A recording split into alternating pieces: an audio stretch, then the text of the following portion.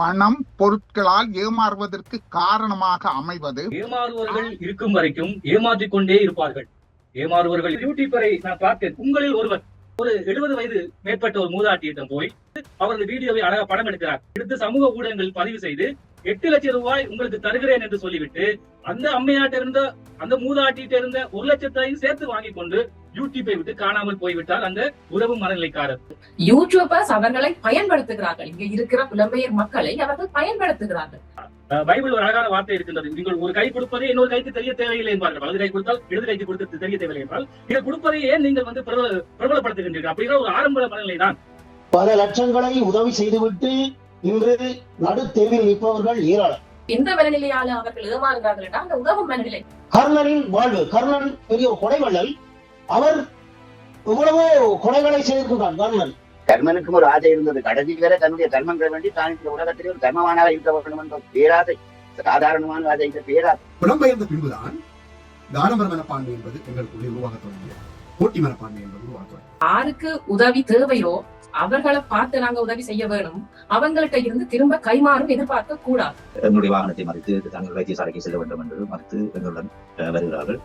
அதன் பின்பு அவர் ஒரு சட்டவிரோதமான பொருள் வருகிறார். சோதனை சாவடியிலே சோதனை நேரப்படும் போது ஒரு உதவிகள் செய்வது என்பது உன்னோட விருப்பதில் ஒரு கொஞ்சத்தை கொடுப்பது, அவ்வளவுதான். அறிவு நிலையில சிந்திக்காமல் உதவ போய் உபத்திரத்தை தேடிக்கொண்டு வரதுதான் எங்கட வேலையா இன்றைக்கு இருக்குது. ஆனால் ஆடம்பரம் உனக்கு நீங்க கொள்ளிகள். என்னுடைய திருமண விளையாட்டுக்கு போத்திரே இருக்கேன்.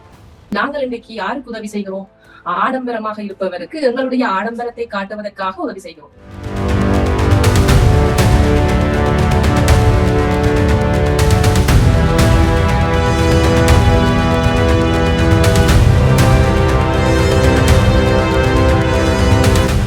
அரங்கமும் அதிர்வும் உரிமை பேச்சு எங்கள் மூச்சோடு. நாம் பார்ப்பதும் பார்த்து கொண்டு இருப்பதும் கேட்பதும் கேட்டுக்கொண்டு இருப்பதும் என எவ்வளவோ மகிழ்ச்சியானவைகள், மங்களகரமானவைகள், வேதனையானவைகள், வெட்கப்படும் விடயங்கள் என எவ்வளவோ நடக்கின்றது, நடந்து கொண்டு இருக்கின்றது. ஆம், பிள்ளைகளுக்காக பெற்றோர்கள் தாம் வாழ்கிறோம் என்கிறார்கள். பிள்ளைகளோடு கூடி எங்கே வாழ்கிறார்களா என்று பார்த்தால் அங்கு சற்று குறைவாகத்தான் இருக்கிறது. ஏனென்றால் காலத்தின் சூழல்கள் அப்படி அது அமைகின்றது. பிள்ளைகள் உயர்வானால் வாழ்த்தும் பெற்றோர்கள், பிள்ளைகள் உயர்வானால் வாழ்த்தும் பெற்றோர்கள் நல்லொழுக்கம் என்று போனால் அதே பெற்றோர்களால் ஒதுக்கப்படுகின்றார்கள். இப்படி பல இடங்களில் பல விடயங்களை நாம் பார்த்து வருகின்றோம். ஆடம்பர சிந்தனையோடு பயணிக்க காரணம் பெயர் வாங்கிட குடும்பத்துக்காக சிந்திக்காத உழைப்போர்கள், பெயர் வாங்க வேண்டும் என்று குடும்பத்தை சிந்திக்காது உழைப்போர்கள் அதிகமாக வருகின்றார்கள், வந்து கொண்டுதான் இருக்கின்றார்கள். சேவை செய்து நிறைவு காண வேண்டும் என்பவர்களும் உண்டு. சேவை செய்து ஏமாற்றம் அடைவோர்களும் பலர் உண்டு, இருக்கின்றார்கள், இப்போதும் இருக்கின்றார்கள், எங்கும் பார்க்க முடிகிறது. அந்த நிலை, அப்படியானது ஒரு நிலை யாரால் ஏற்படுகிறது? சமூகத்தாலா, உறவுகளாலா, உதவிடும் மனத்தாலா? இப்படி பல விடயங்களை நாம் தேட வேண்டி இருக்கின்றது, தேடிக்கொண்டு இருக்கின்றோம். ஆடம்பரம் வேண்டும், தேவைகளற்ற ஆடம்பரம் இருக்கக்கூடாது. ஆடம்பரம் வேண்டும், வாழ்க்கைக்கு ஆடம்பரங்கள் வேண்டும், ஆனால் தேவைகளற்ற ஆடம்பரங்கள் இருக்கக்கூடாது. தேவைகளோடு தேவையற்றதையா தவிர்க்க வேண்டும். நாம் பெற்றோர்களால் ஏமாந்த பிள்ளைகளும் இருக்கின்றார்கள், வாழ்கிறார்கள், வாழ்ந்து கொண்டு இருக்கின்றார்கள். பிள்ளைகளால் ஏமாந்த பெற்றோர்களும் அதிகமாக இருக்கின்றார்கள். இன்று நாம் தேடிக்கொண்ட விடயம், அரங்கமும் அதிர்வும் உரிமை பேச்சு எங்கள் மூச்சோடு நாம் தேடிய விடயம், பணம் பொருளால் ஏமாறுவதற்கு காரணம், பணம் பொருட்களால் ஏமாறுவதற்கு காரணமாக அமைவது ஆடம்பர மனநிலையா அல்லது உதவிடும் மனநிலையா? ஆடம்பர மனநிலையா அல்லது உதவிடும் மனநிலையா என்று கேட்டால் ஆடம்பர மனநிலைதான், இதில் சந்தேகமே இல்லை என்று ஒரு அணியினரும் இல்லை.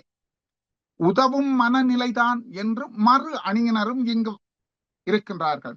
ஆடம்பர மனநிலைதான் என்ற அணியின் முதல் கருத்தாளராக கவிஞரும் எழுத்தாளரும் பேச்சாளருமான திரு ஈழ பாரதி நிக்சன் அவர்கள். வாருங்கள் நிக்சன், உங்கள் கருத்துடன். அனைவருக்கும் வணக்கம். மிக அழகாக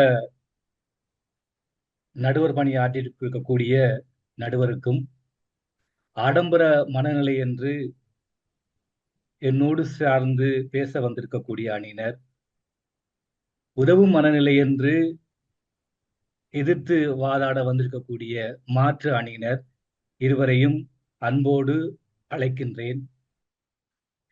மக்கள் பணத்தால் பொருளால் ஏமாறுவது ஆடம்பர மனநிலைதான். ஏமாறுவர்கள் இருக்கும் வரைக்கும் ஏமாற்றிக் கொண்டே இருப்பார்கள்.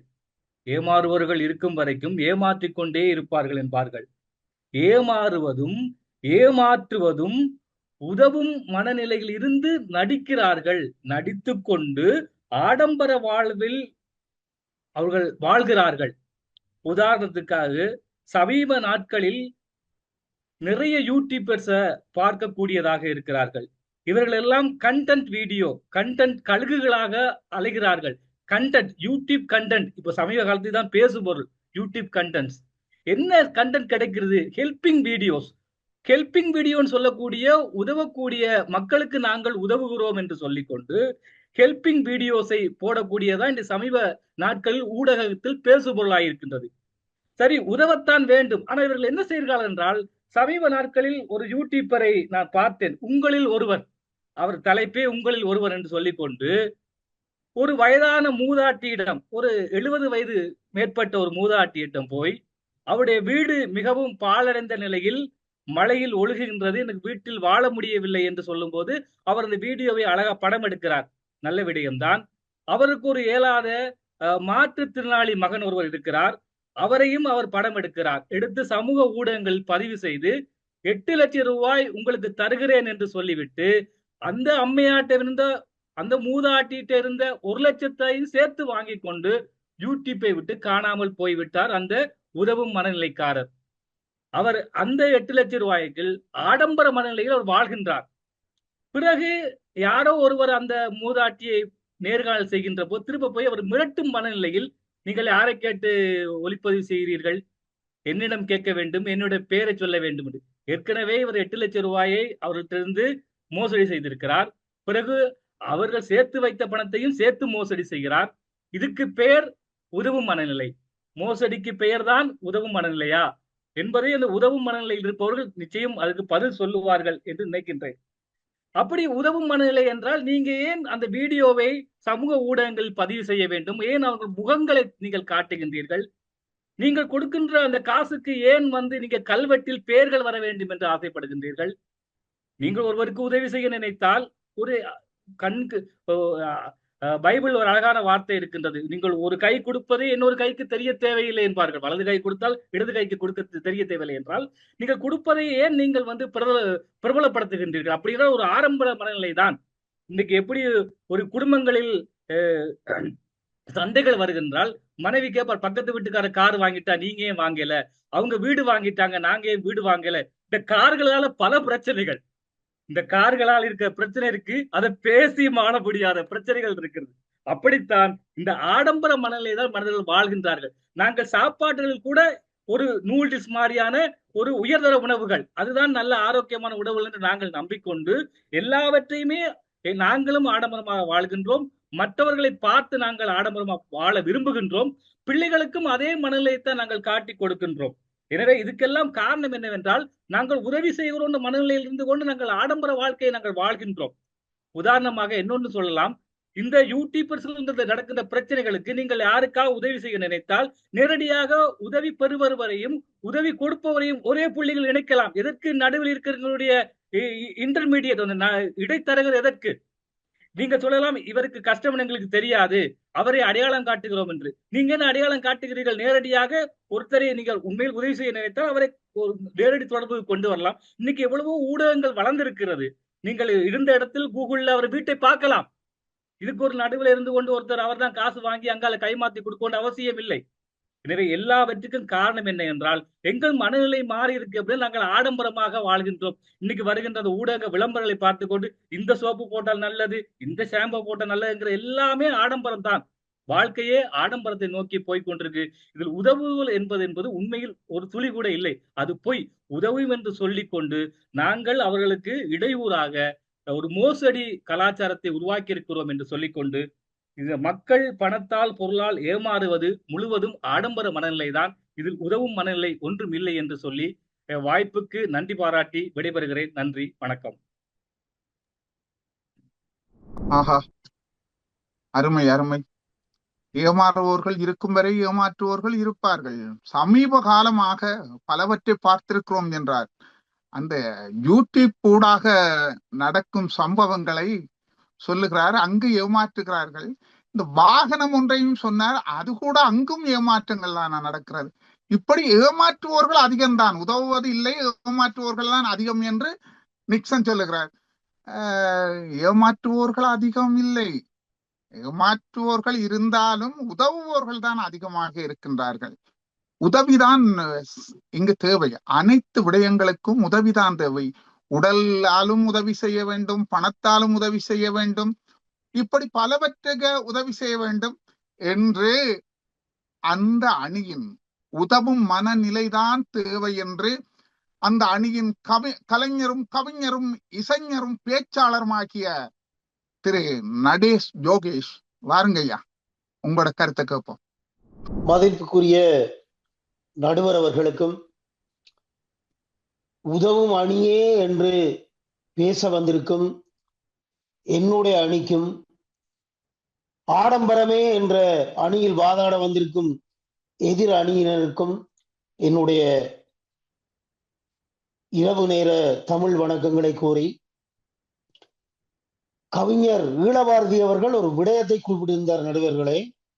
நடுவர் அவர்களே, அவர் குறிப்பிட்ட விடயம் என்னவென்றால், உதவி செய்து நடிக்கின்றார்கள், உதவி செய்வது போல் நடிக்கின்றார்கள். ஆனால் என்னுடைய அனுபவத்தில் நான் கண்ட விடயம், பல லட்சங்களை உதவி செய்துவிட்டு இன்று நடுத்தெருவில் நிற்பவர்கள் ஏராளமானவர்கள் அவர்களின் பால் இரக்கம் கொண்டு உதவிகளை செய்துவிட்டு இன்று பைத்தியக்காரர் போல் நடுத்தெருக்களில் அவர்கள் நிற்பதை என்னுடைய கண்ணுடாக நான் பார்த்திருக்கின்றேன். ஒன்று. இரண்டாவது, ஒரு பழமொழி ஒன்று இருக்கின்றது, உன்னிடத்தில் இருப்பதை மற்றவர்களுக்கு கொடுத்து உதவு, உன்னை ஆண்டவன் பார்ப்பான் என்று சொல்லி ஒரு பழமொழி ஒன்று இருக்கின்றது. அது நிறைய பேர் உதவி மற்றவர்களுக்கு உதவி செய்து அந்த மன இரக்கம், அதாவது அவர்களை பார்த்து இறங்கி மனதால் உள்ளத்தால் உண்மையாக உதவி செய்பவர்கள் கடைசியில் அவர்கள் படுவதெல்லாம் துன்பம். அவர்கள் இரக்கத்தை பார்த்து உதவி செய்து நடு தெருவில் வந்த சம்பவங்கள் ஏராளம். அது சொல்லி மாளாது.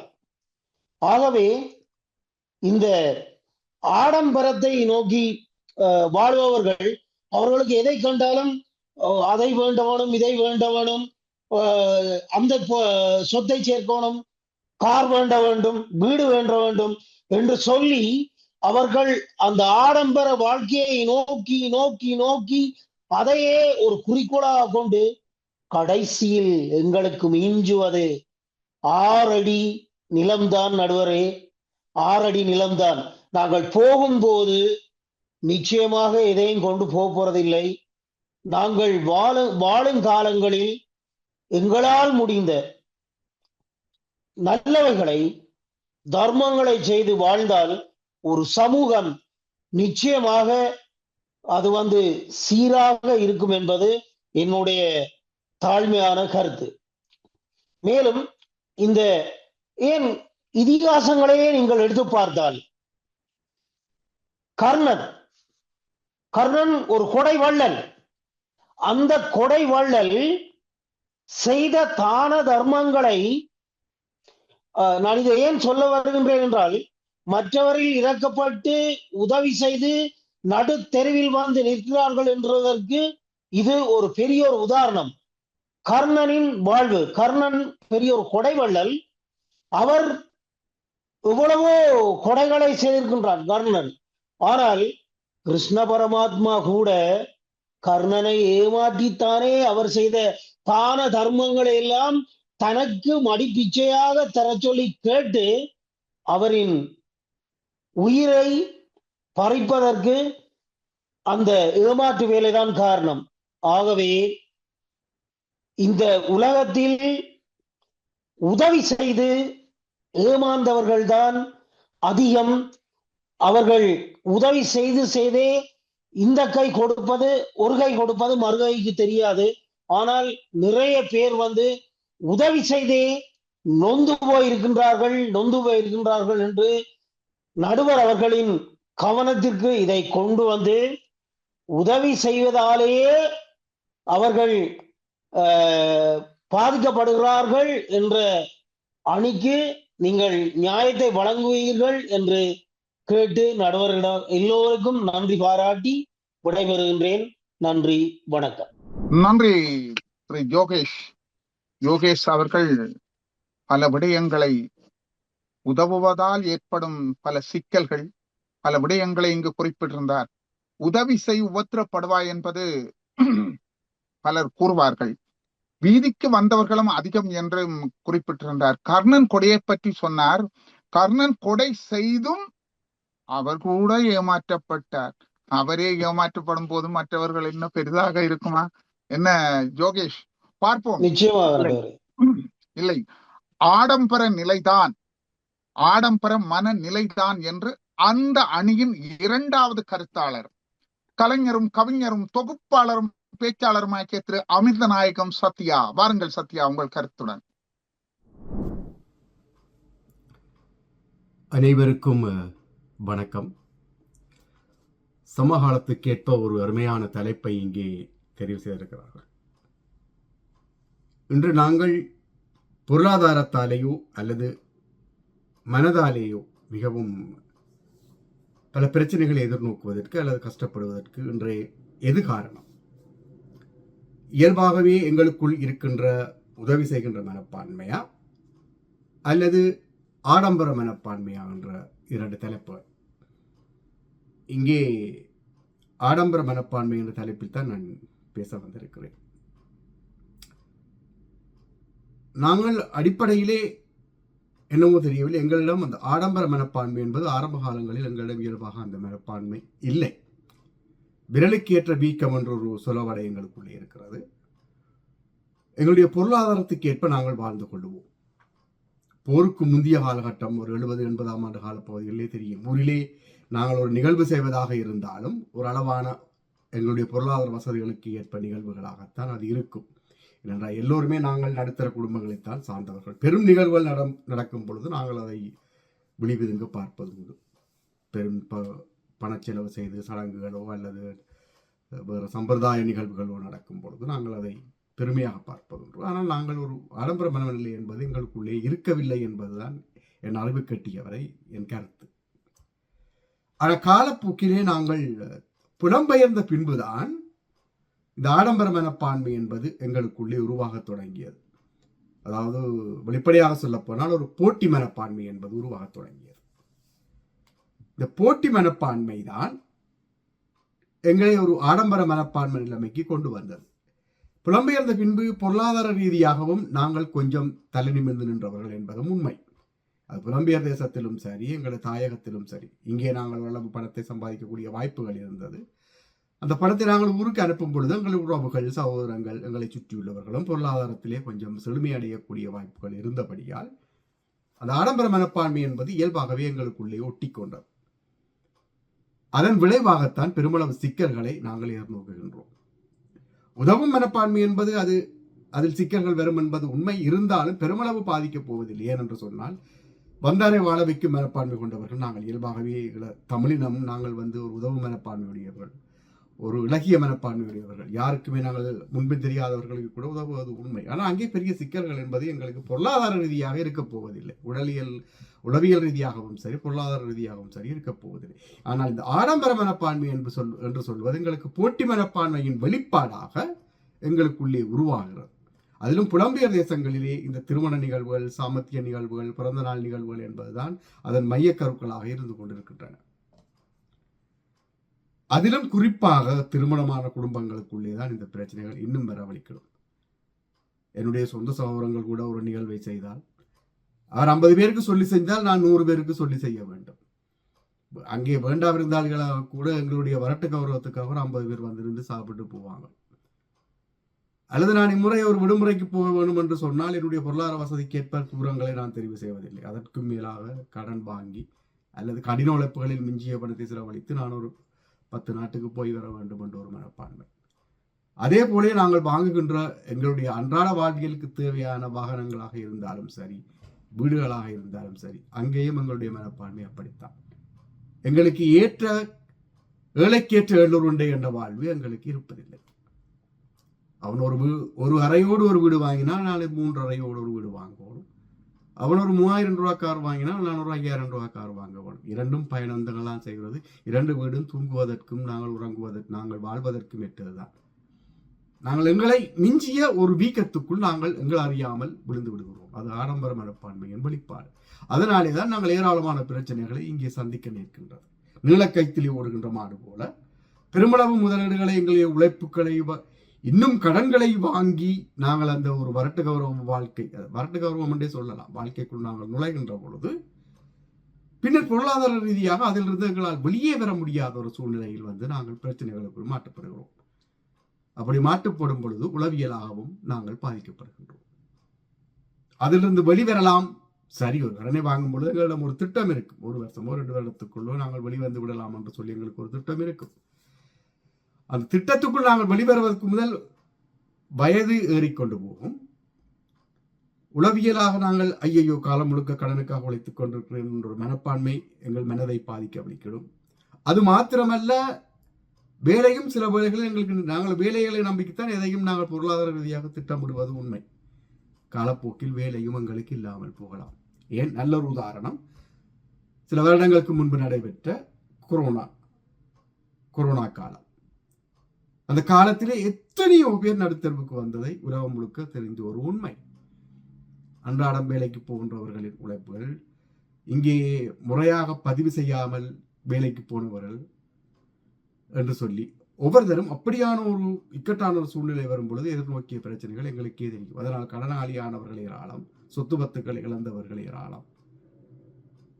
எனவே எங்களுடைய இந்த ஆடம்பர மனப்பான்மை, மிதமிஞ்சிய வாழ்க்கையை வாழ வேண்டும் என்ற ஒரு மனப்பான்மை தான் எங்களை நிறைய பிரச்சனைகளுக்குள் எங்களுக்கு கொண்டு வந்து சேர்க்கிறது.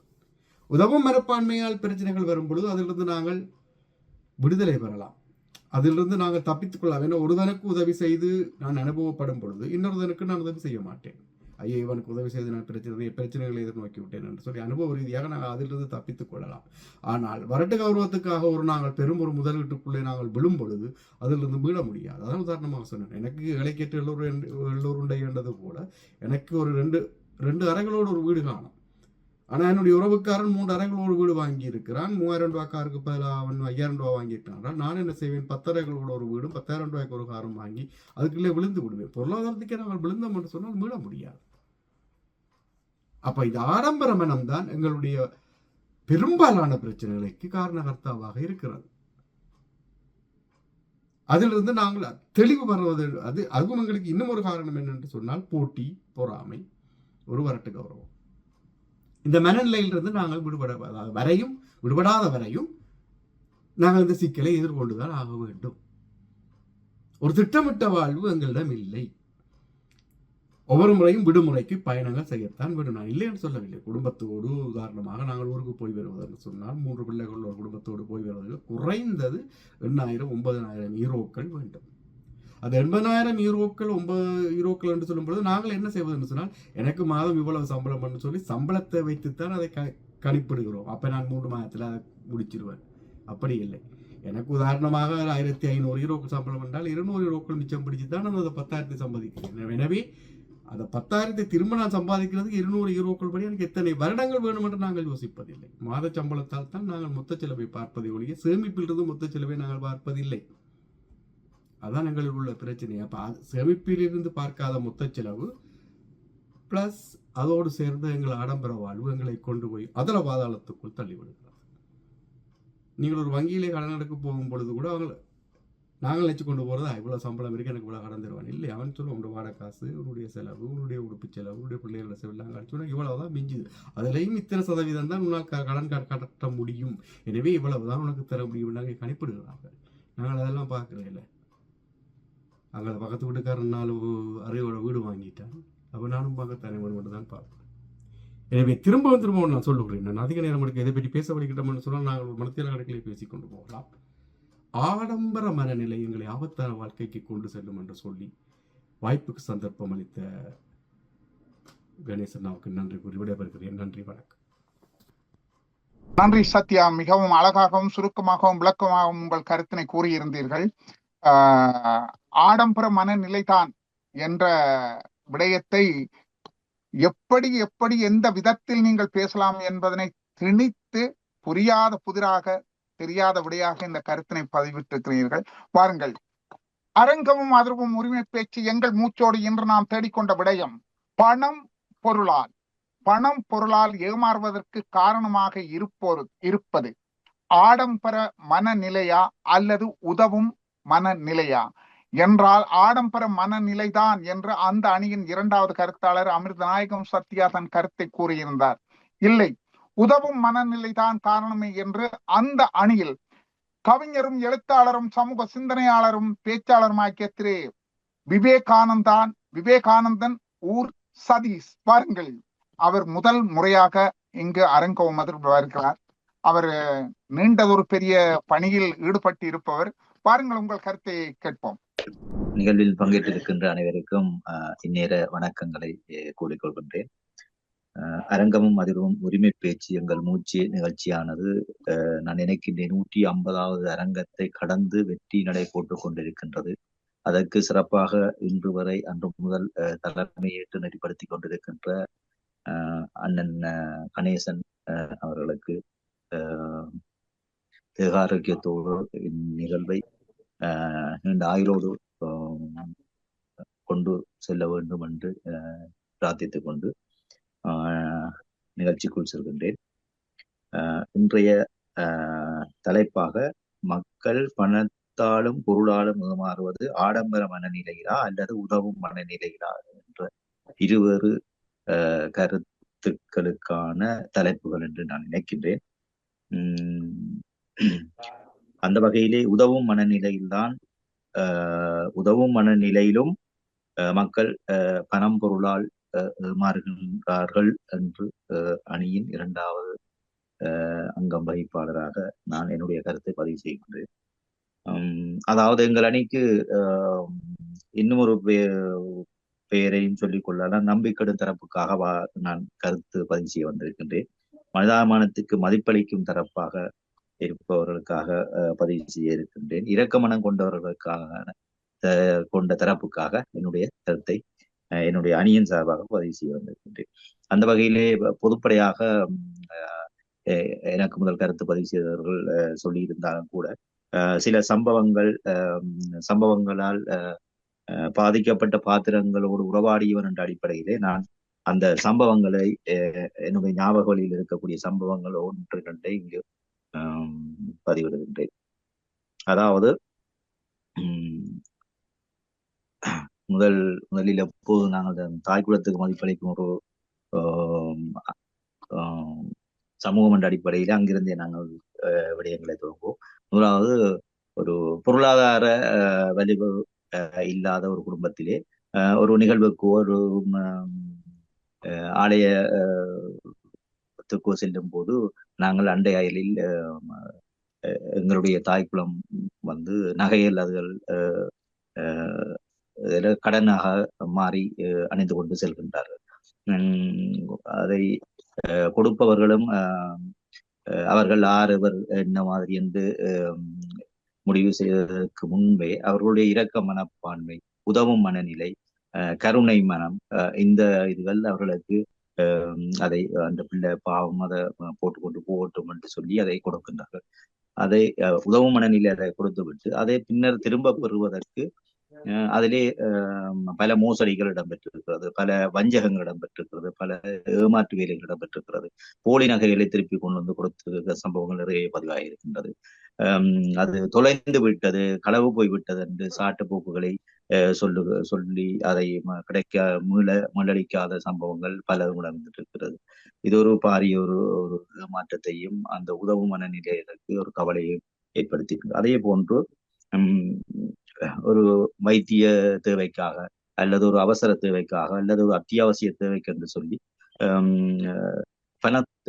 பண தொகைகளை கைமாற்றாக கேட்டு பெற்றுக் கொள்கின்றார்கள், அல்லது வட்டிக்காக ஒரு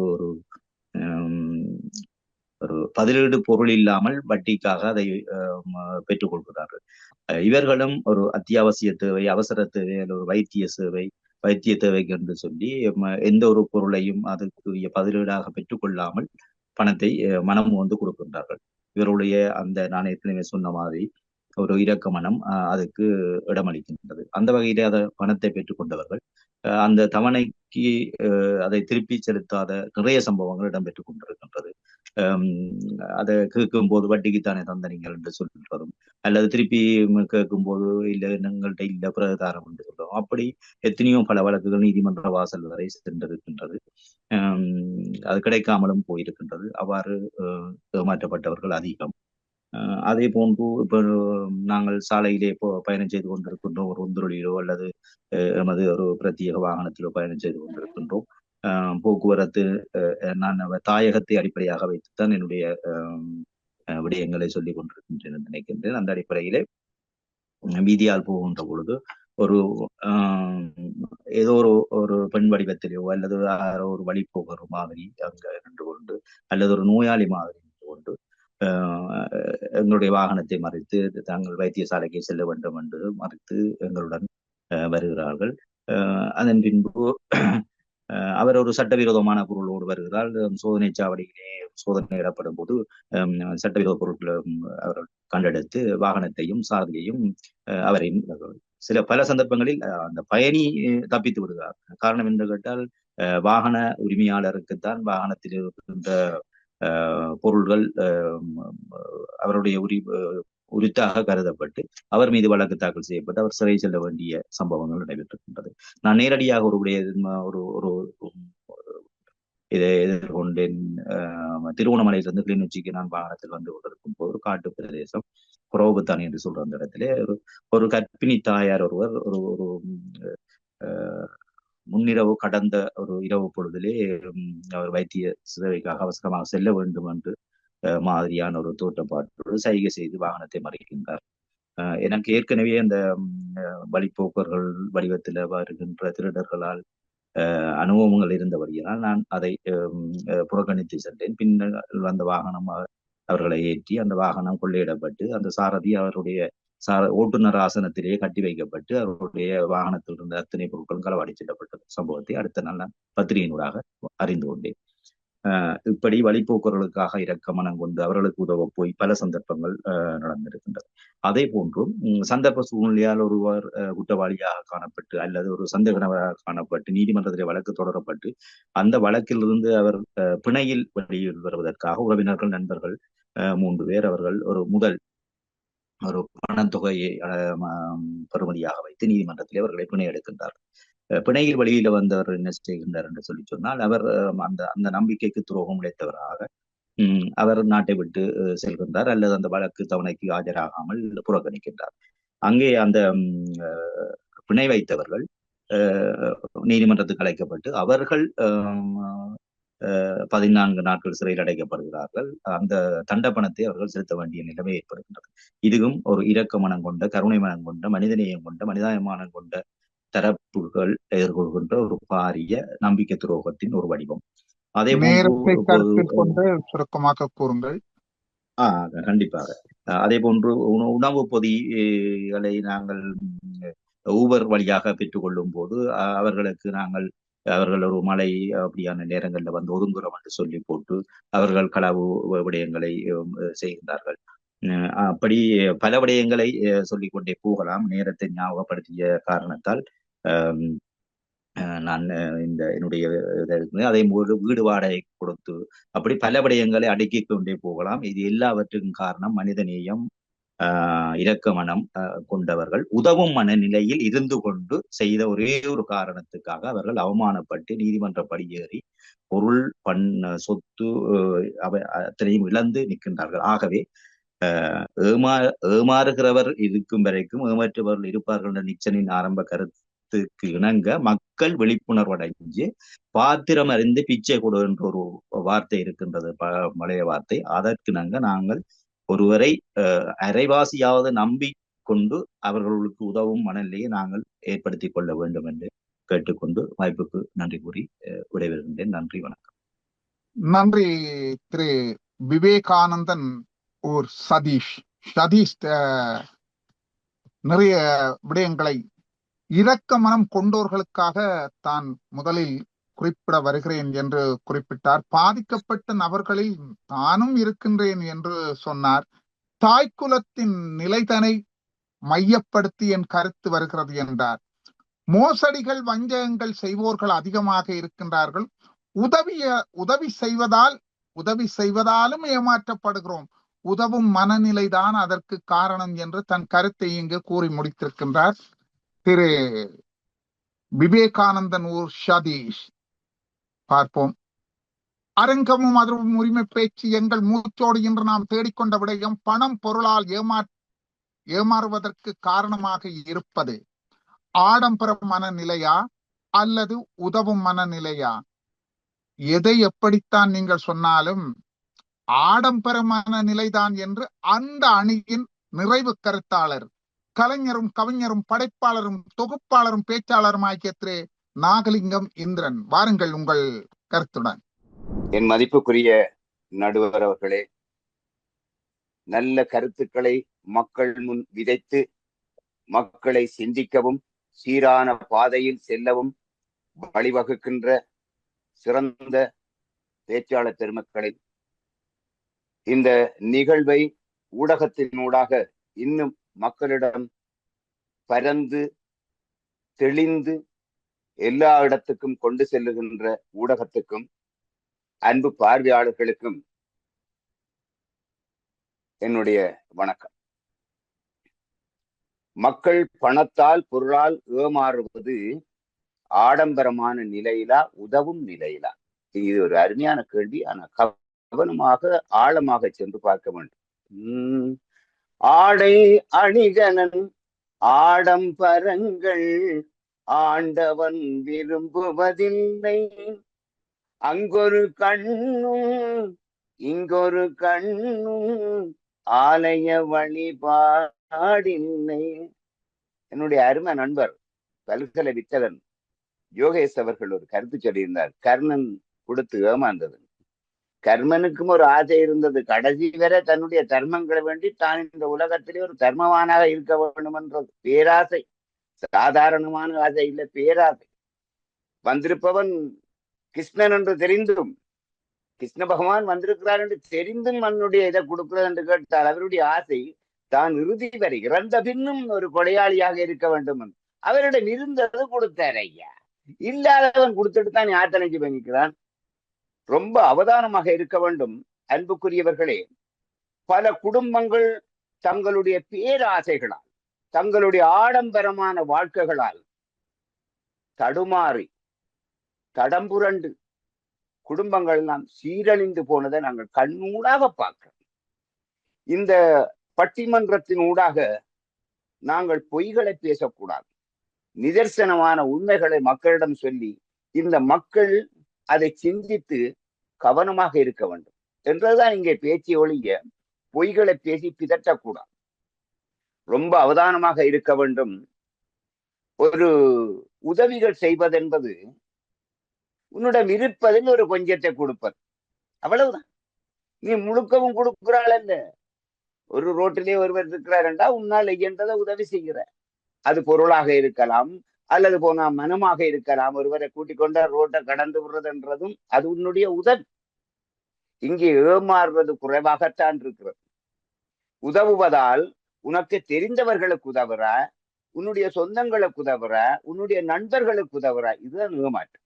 ஆனால் ஆடம்பரம் உனக்கு நீங்க கொள்ளி வைப்ப. அதுவும் இந்த பெண்கள் வீட்டுக்குள்ள இருந்து கொண்டு, என்னப்பா இப்ப வந்த பொடியன் கார் வண்டி போட்டான், இப்ப வந்த பொடியன் வீடு வண்டி போட்டான், நீங்க என்னப்பா இதுக்க கிடக்குறான்னு சொல்லி நல்ல மனதா இருந்த ஒரு வண்டில், இந்த சீரான பாதையில் போன இந்த வண்டில் வீட்டுக்குள்ளே இருக்கிறவள் என்ற அந்த அதிகுதியினால் தன்னுடைய கிடந்த சீட்டையம் எடுத்து வேற யார்ட்டையும் கடன்பட்டு ஒரு கடையை போடுவது அல்ல ஒரு வீட்டை வேண்டுவது, இப்படி எல்லாம் செய்து கடையை நடுத்தருவில் நிற்பது மட்டுமல்ல, தூங்கி செத்த விஷயங்களும் இங்கு ஏராளம் இருக்கிறது. இருப்பதை கொண்டு சிறப்புடன் வாழ்வதுதான் வாழ்க்கை. இருப்பதில் கொஞ்சத்தை கூடும். ஆனா அது உதவுறது என்றது திரும்பி வெறுமண்ணைக்கு செய்கிறது அல்ல. இது ரொம்ப கவனமாக இருக்கணும். நீங்க ரோட்டால போற எல்லாருக்கும் உதவுறதா இல்ல, நீங்க செய்யறது அதிலும் ஒரு திருப்பி வரலாம் போனோம், அது வேற பிரச்சனை. ஆனா இந்த ஆடம்பரம் என்பது மிக முக்கியம். இன்றைக்கு நீங்க பாத்தீங்கன்னா தெரியும், இங்கிருந்து கொண்டு ஊருக்குள்ள சுத்த வர கொட்டில் வீடு. ஆனா நான் வெளிநாட்டுல இருக்கிறேன், ஊர்ல நான் ஒரு பவரா இருக்கோன்றதுக்காக 3 மாடி வீட்டை கட்டி போட்டு ஒரு வாசல்ல நிக்குது. இன்னொருத்தன் மாதத்தில் ஒரு நாளை கூட்டி போட்டு போறான். இங்கே இருந்து கொண்டு கேன்போன்ல பாக்கணும். ஆனா சின்னத்துறை என்ற பொடியன் பிரான்ஸ்ல நிக்கிறான். இங்க பாட்டாப்பா பெரிய வீடு சுத்த வர கொட்டில்தான் கிடக்கு. இது என்ன காரணம்? ஆடம்பரம்.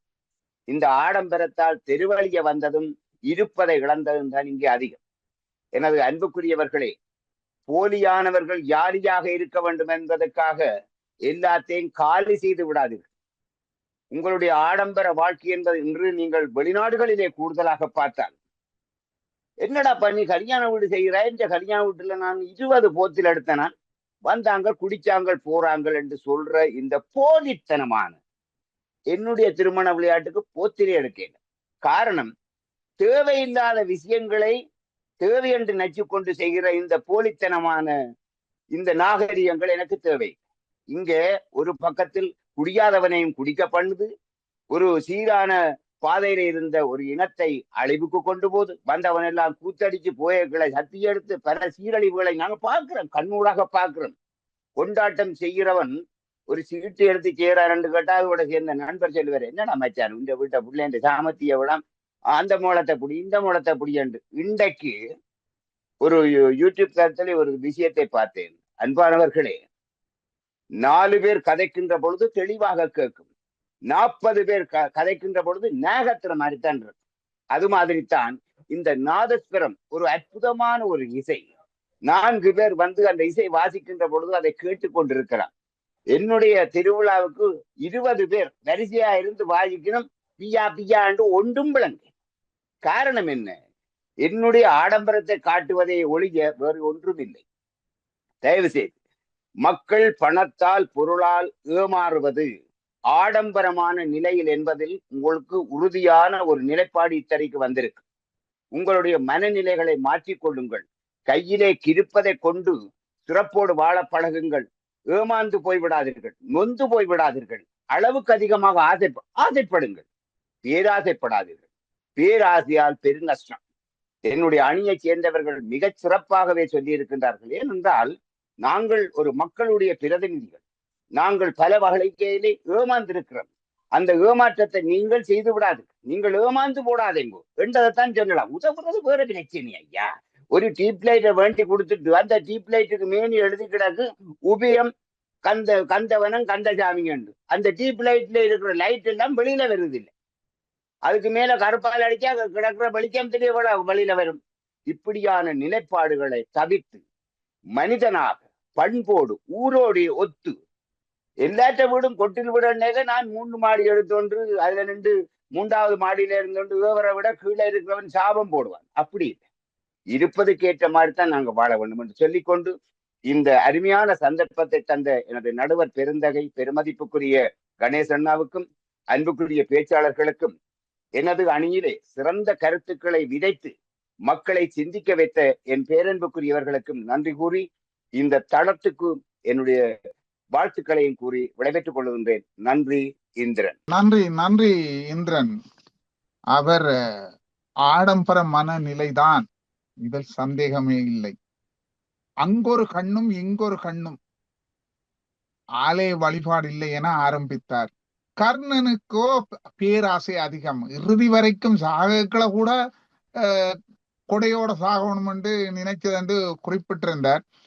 கொடுப்பனவா கொடுத்தார்கள், கொடுத்துத்தான் கெட்டு போனார்கள்.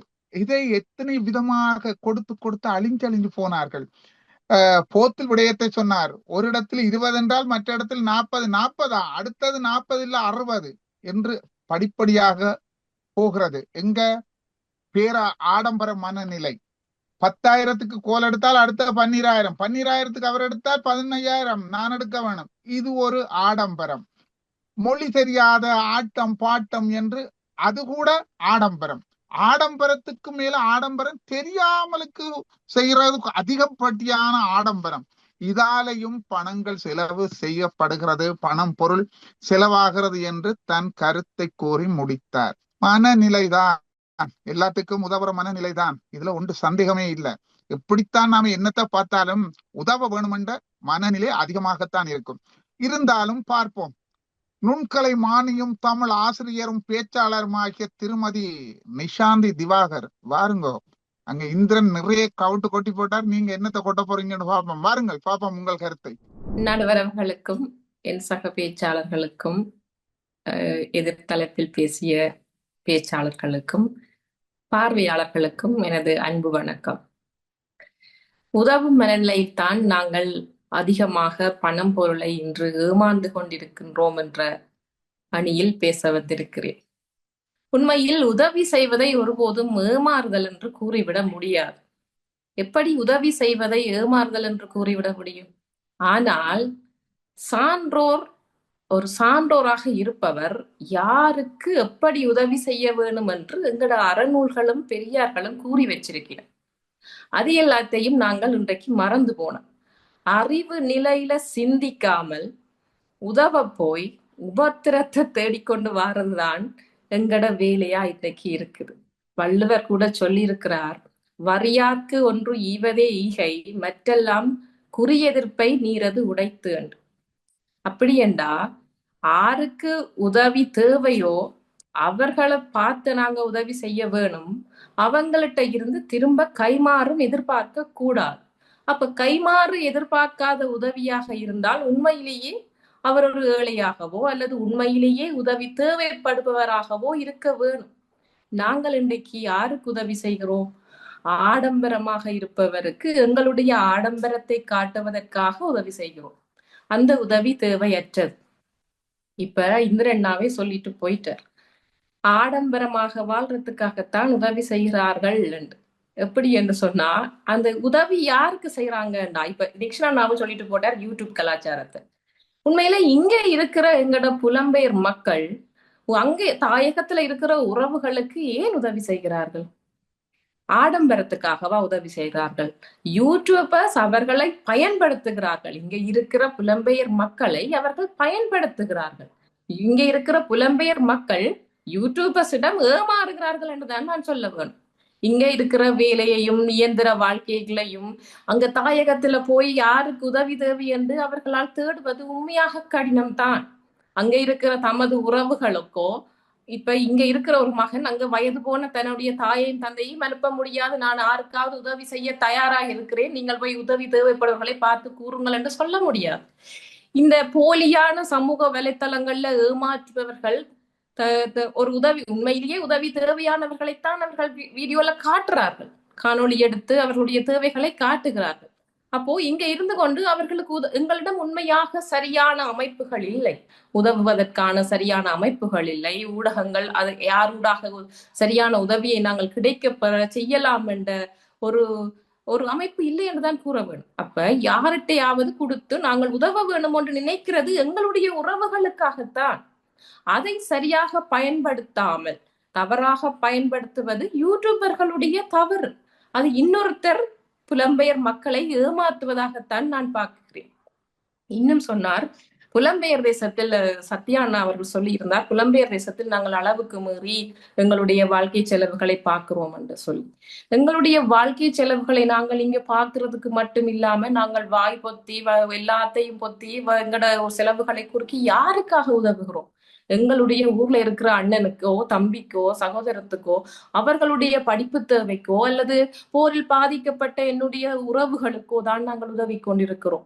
எங்களுடைய வயிற்றை வாயை பொத்தினாலும் அங்கு உதவ வேணும் என்று சொல்லி நாங்கள் உதவிட்டு இங்க நாங்கள் என்னன்னு சொல்றது, அதீதமான எங்களுக்கு கைக்கு மீறின எங்களுடைய மனோநிலை, அந்த உதவ வேணும் என்ற அந்த அன்பு பாசம் எங்களை உதவ வைக்கிறது. அதனால் உதவி விட்டு இங்கு நாங்கள் வறியவர்களாகவோ அல்லது ரொம்ப ஒரு வாடகையை செலுத்த முடியாதவர்களாகவோ இங்கு தவிக்கிறோம். இது எப்படி நாங்கள் தவறு என்று கூற முடியும்? அதுவும் தேவையாகத்தான் இருக்கிறது. ஆனால் இங்கே அந்த தேவையில் தவிர்க்கும் போது எந்த மனநிலையால அவர்கள் ஏமாறுகிறார்கள் என்றால் அந்த உதவும் மனநிலை, அந்த உதவும் மனநிலை, அந்த இரக்கம், அண்ணன் சொன்னது போல அந்த பாசம், அதனால் தான் ஏமாறுகிறார்கள். அதுபோல இன்னும் ஒரு விஷயம் அண்ணன் சொல்லி இருந்தார், பாத்திரம் அறிந்து பிச்சை இடன்றது உண்மையா? தக்கோர் இவர்க்கு தகார் அளிப்பார், இல்லென்று மிக்கார்க்கு உதவுவார் விழுமியார் எக்காலும், நெல்லுக்கு இறைப்பதே நீரன்றி காட்டுக்கு மொழி புல்லுக்கு முறைப்பதோ போய் என்று சொல்லி நன்னரை சொல்லுது. அதாவது என்னன்னா, தாங்கள் நெல்லுக்கு தான் தண்ணி இறைக்க வேணும், போய் புல்லுக்கு சும்மா தண்ணியை திறந்து விட முடியாது. அப்ப யாருக்கு உதவி வேணும் என்று சொல்லி நாங்கள் உதவி செய்யறதை விட்டுட்டு நாங்கள் உதவி செய்கிறோம் என்று சொல்லி ஏமாறுறதுதான் அதிகமாக இருக்குது. அப்ப இன்னும் ஒன்று சொல்லணும், ஆவின் பால் கன்றினால் கொள்வ கறந்துண்டு, அந்த பசுமாட்டுக்கு கன்றை கொண்டு போய் ஊட்ட விட்டுட்டு பசுவை திருடி கொள்வாங்க, பாலை திருடி மனிதன் எடுத்துக்கொள்றானாம்.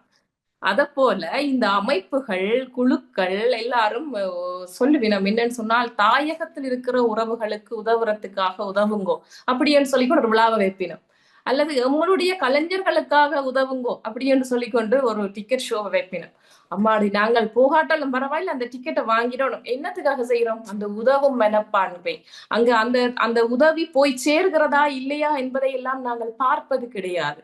உடனே எம்மவர்களுக்காக, தாயகத்தில் இருக்கிறவர்களுக்காக, அல்லது இப்படி பாதிக்கப்பட்டவர்களுக்காக இந்த ஒரு வார்த்தை எங்களை உதவ தோணுகிறது. எங்களிடம் பாக்கெட்ல காசு இருக்கோ அல்ல அந்த விழாவுக்கு நாங்கள் போவோமோ என்றெல்லாம் பார்ப்பது கிடையாது, உடனே தூக்கி கொடுத்து விடுவோம். எதுக்காக? உதவும் மனநிலைக்காக. நாங்கள் பிறகு போய் அவர்கள்ட்ட கணக்கு கேட்டு இந்த உதவியெல்லாம் நீங்க அங்க செய்தீர்களா என்றெல்லாம் நாங்கள் கேட்பதில்லை. ஆனால் அது நடப்பதும் இல்லை என்றுதான் நான் நினைக்கிறேன். ஏனென்றால் வருடம் அந்த விழா நடக்கும், வருடம் எல்லாமே நடக்கும், ஆனால் உதவிகளும் தேவைப்பட்டு கொண்டேதான் இருக்கிறது. இன்னும் ஒரு விஷயம், இந்த உதவிகளால் அங்கு இருக்கிறவர்களை நாங்கள் சோம்பேறிகளாக்குகிறோம். உண்மையில் உதவி உதவி உதவி என்று இப்படி கேட்டு தினம் அனுப்புகிறோம், தினமும் அங்கேயும் எந்த முன்னேற்றமும் இல்லை. அப்ப நாங்கள் உதவி என்று சொல்லி உதவும் மனோநிலையால அங்க இருக்கிறவர்களை சோம்பேறியாக்காமல் அந்த உதவுகிறவர்களுக்கு வாழ்வாதாரங்களை ஏற்படுத்தி கொடுக்கிற வழிகளை நாங்கள் பார்க்க வேண்டும். அப்ப நாங்களும் உதவி என்று ஏமாறாமல், உதவியது போதும், இனி எங்கள் வாழ்க்கையையும் பார்ப்போம் என்ற மனநிலையில் வாழக்கூடிய பக்குவத்தையும் நாங்கள் அதன் மூலம் பெற முடியும். ஆகையால் இன்னும் ஒன்றை நான் குறிப்பிட வேணும். இன்றைக்கு பணம் படைத்தவர்களே பதவி உரிமை புகழுடையவராக பார்க்கிற உலகமாக இருக்குது. ஆகையால நாங்கள் உதவி செய்கிறோம் என்னோடனே பணம் படைத்த ஒருவர்கிட்ட போய் நாங்கள் அதை செய்யணும் இதை செய்யணும் என்று கேட்கிறோம். அந்த பணம் படைத்தவர் உதவுற மனப்பான்மையில உடனே தூக்கி கொடுத்துடுவார் காசை. உதவுற மனப்பான்மை இருக்கிறவர் தூக்கி கொடுத்துடுவார் காசை. ஆனால் அந்த உதவியால சில வேளை எங்கள் இனத்துக்கு விரோதமான செயல்களும் அந்த பணத்தால் நடைபெறுகிறது. நாங்கள் இன்று பலவற்றை நாங்கள் இங்கு அறியக்கூடியதாக இருக்கிறது. தனித்தனியே நாம் புடம் போட்டு கூற வேண்டியதில்லை. ஆக உதவும் மனோநிலையில் நாங்கள் இருந்தால் பின்னாலும் இனத்துக்கு ஏதாவது கேடு விளைவிக்குமா? என்னுடைய உதவும் அந்த பணத்தால் அதை தவறாக யாராவது பயன்படுத்தி விடுவார்களா என்றெல்லாம் நாங்கள் பார்க்காமல் ஒரு சிறிய எங்களுக்கு பிடித்தமான எமது தாயகம், எமது இனம், எமது தமிழ் அப்படி என்று நாங்கள் சொன்ன உடனே தூக்கி கொடுத்துட்டு அதற்கு பின்னால் நடக்கிற விசமத்தனங்களால் என்னுடைய பணத்தில் இப்படி நான் உதவியை செய்து விட்டேன் என்று பின்னால் வருந்துகின்ற நிகழ்ச்சியை நாங்கள் இன்றைக்கு, அதாவது உதவி எவ்வளவு செய்கிறோம் என்பது அல்ல, ஒருவர் செய்கின்ற உதவி பெறுகின்றவர் காட்டுகின்ற பண்பிலும் அவர் காட்டுகின்ற சிறப்பிலும் தான் இந்த உதவி சிறப்பாக இருக்குமா. ஆகையால் உதவி செய்கிறோம் என்று நாங்கள் பணம் பொருளை ஏமாறாமல் யாருக்கு உதவி செய்கிறோம், சரியாக அந்த உதவி கிடைக்கின்றதா என்று பார்த்து உதவி செய்தால் அந்த உதவும் மனோநிலையில் செல்கின்ற அந்த உதவி சரியாக போய் சேரும். அதனால் நேர்மையாக இருக்கிறவன் தன்னை விளம்பரப்படுத்திக் கொள்வதில்லை. எவனொருத்தன் அதை அடிக்கடி சொல்கிறானோ அவனிடம் கபடம் இருக்கும். ஆகையால் விளம்பரங்களில் ஏமாறுகிறோம் நாங்கள். உடனே ஒரு விளம்பரம் வரும், இத்தனை நீங்கள் ஒரு கிளிக் செய்தால் காணும், ஒரு ஷேர் செய்தால் காணும், இந்த பிள்ளைக்கு போய் இந்த உதவி கிடைச்சிடும் என்று சமூக வலைத்தளங்களில் முகநூல்களில் நாங்கள் காணுகிறோம். உடனே நாங்கள் அதை பகிர்ந்து விடுவோம். அதை யார் செய்கிறார் எவர் செய்கிறான் என்றது இல்லை. அங்கேயும் நாங்கள் அந்த பிள்ளைக்கு உதவி செய்யட்டும் என்றதுக்காக ஒரு ஷேரை கொடுத்துருவோம். ஆனா அந்த வலைத்தளத்தை வைத்திருக்கின்றவன் அதன் மூலம் பணத்தை ஈட்டிக் கொள்கிறான். நாங்கள் எதையுமே ஆராயாமல் உதவும் மனோநிலையால் தான் அதிகமாக பணம் பொருளை ஏமாறுகிறோம், எங்கள் நேரத்தை செலவழிக்கிறோம் என்று கூறி உதவும் மனோநிலையில் இருப்பது தவறல்ல. ஆனால் உதவி சரியாக செய்கின்றோமா, அதனால் நாங்கள் ஏமாறாமல் இருக்கின்றோமா என்பதை பார்க்க வேண்டும் என கூறி விடைபெறுகிறேன். நன்றி. நன்றி. உதவும் மனநிலைதான் என்ற அணியின் திருமதி நிஷாந்தி திவாகர். அப்பன் வெட்டின கிணத்து தண்ணி உப்பு தண்ணி ஆனாலும் குடி என்பார்கள். நாம் உதவி செய்கிறோம் என்பதற்காக தவறானவர்களுக்கு நம்பிக்கையோடு உதவுவதும் ஒரு தவறுதான். உதவும் மனநிலை இருந்தாலும் சரிவர செய்வதில்லை யாரும். எது சரி, யார் செய்வது சரி என்று பார்க்கின்றோம். தாயக உதவி விழாக்கள் பற்றி குறிப்பிட்டிருந்தீர்கள். தாயக விழாக்களில் நடக்கும் உதவிகள் போய் சேர்க்கிறதா என்றால் நட்டத்தில் போவதால் போய் சேர்வது கொஞ்சம் குறைவாக இருக்கின்றது. நீங்கள் தருவதை வேண்டுகிறோம், அங்கு உள்ளவர்கள் நீங்கள் அனுப்புவதை வேண்டுகிறோம், அதுல ஒரு கொஞ்சம் தான் நாங்கள் எடுக்கிறோம். ஒரு 175% எடுக்கிறோம். அப்படித்தான் அங்கு நடக்கிறது. ஆகவே உதவி செய்கிறதும் மிக கவனமாக செய்ய வேண்டும் என்று பட்டும் படாமல் தன் கருத்தை கூறி முடித்தார் திருமதி நிஷாந்தி திவாகர். அரங்கமும் அதிர்வும் உரிமை பேச்சு எங்கள் மூச்சோடு என்று நாம் தேடிய விடயம் பணம் பொருட்களால் ஏமாறுவதற்கு காரணமாக இருப்பது ஆடம்பர மனநிலையா அல்லது உதவும் மனநிலையா என்றுதான் எங்கு நாங்கள் குறிப்பிட்டிருந்தோம். ஆடம்பர மனநிலைதான் என்று ஒரு அணியினரும் உதவும் மனநிலைதான் என மற்றொரு அணியினரும் இங்கு தங்கள் கருத்தினை முன்வைத்தார்கள். ஏமாற்றுவோர்கள் உள்ளவரை ஏமாறுவோர்கள் இருப்பார்கள், இருந்து கொண்டுதான் இருப்பார்கள்.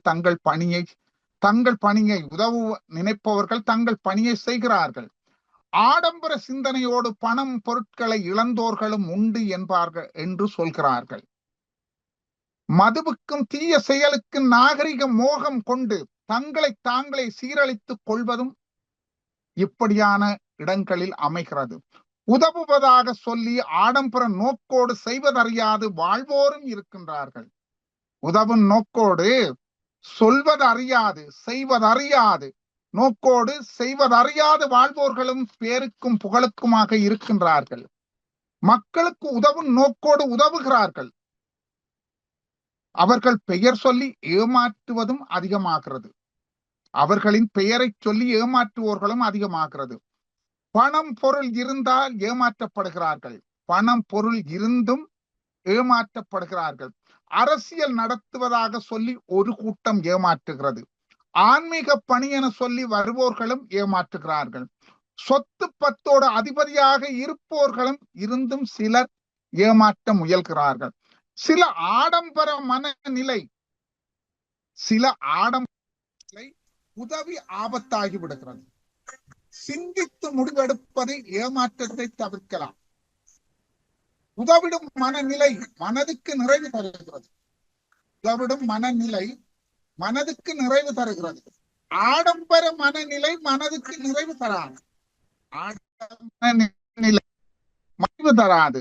முடிவெடுத்த பின் யோசிக்காது செயல்பட்டுப்பார். முடிவெடுத்த பின் யோசிக்காது செயல்படப்பார்.